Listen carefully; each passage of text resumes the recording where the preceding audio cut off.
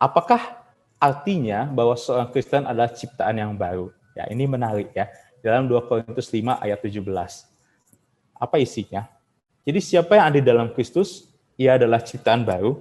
Yang lama sudah berlalu, sesungguhnya yang baru sudah datang. Ya, maksudnya apa begitu ya, ciptaan yang baru itu.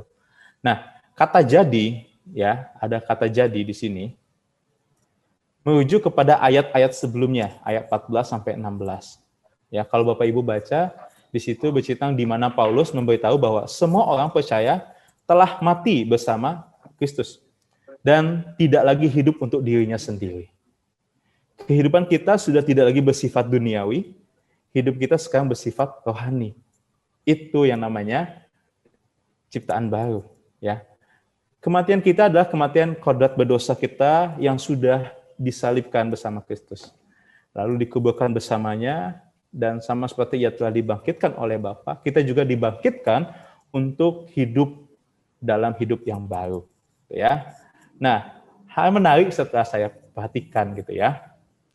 Dalam bahasa Yunani ada 2 kata yang diterjemahkan baru. Ya, baru tadi ya, ciptaan yang baru. Yang pertama kata neos dan yang kedua kata kainos. Ya. Apa itu neos, apa itu kainos? Ya. Kita akan lihat sama-sama pelan-pelan. Neos berbicara tentang baru, tapi baru yang berdasarkan waktu. Ya, tanpa waktu tidak ada neos. Sesuatu yang sudah tua atau berasal dari masa lalu tidak mungkin diubah menjadi neos lagi. Misalkan jika kita punya mobil tua, seperti saya mobil Chevrolet tua tahun 2006, kita ngecat kembali mobilnya, kita sudah ganti mesin dan sebagainya, tetap saja walaupun kelihatan baru itu adalah mobil yang lama. Ya. Lalu misalkan dengan makanan ada makanan yang baru keluar disajikan, ada makanan yang sudah berbulan-bulan, ada waktu expired-nya. Jadi makanan yang sudah berbulan itu bukan makanan baru lagi, bukan neos lagi, karena neos itu berdasarkan waktu urutannya. Ya. Lalu yang kedua, kainos, yang di sini digunakan oleh Paulus tentang ciptaan yang baru. Ya, kainos itu berbicara tentang baru berdasarkan kualitas. Artinya, perubahan atau pembaruan yang dibicarakan oleh Rasul Paulus bukanlah dengan jalan mengganti total diri kita, melainkan lebih dapat dikatakan membersihkan jiwa kita hingga karakter kita diubahkan menjadi karakter yang baru. Baru berdasarkan kualitas.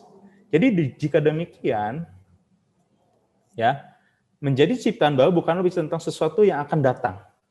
Tetapi menjadi ciptaan baru bukanlah juga menggunakan tubuh yang baru, melainkan tetap menggunakan tubuh yang kita sekarang. Hanya saja jiwa dan karakter kita diubahkan menjadi benar-benar baru kualitasnya, gitu ya. Tadi dalam 2 Korintus 5:17 dikatakan Paulus berkata, siapa yang ada dalam Kristus, ia adalah ciptaan baru. Bukan siapa yang ada dalam Kristus, ia akan menjadi ciptaan baru. Ya.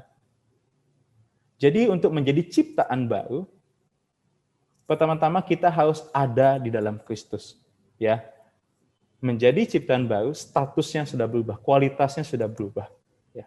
Bukan hanya bicara tentang prosesnya, tapi secara keseluruhannya berubah. Dan harus di dalam Kristus. Ya. Nah, jadi Paulus dalam konsep perubahan hidup yang baru ini benar-benar kainos, ya. Tidaklah mungkin terjadi, kainos tidak akan terjadi jika kita berada di luar Kristus. Sebaliknya, orang yang ada di dalam Kristus dengan sendirinya akan terus-menerus dituntut untuk mengalami pembaharuan hidup, ya, mengalami kainos dalam hidup. Ya. Jadi bukan pembaharuan total kita ganti semua kebiasaan kita. Diri kita udah nggak kenal diri kita siapa dan sebagainya, bukan itu, tapi ada kualitas yang berubah, ya, ada kualitas hidup yang berubah. Yang dulu kita biasa berdosa, setelah dalam Yesus ciptaan baru kita berjuang untuk tidak berbuat dosa. Kita bukan hidup dalam dosa, tapi kita jatuh dalam dosa, seperti pembahasan sebelum-sebelumnya, ya.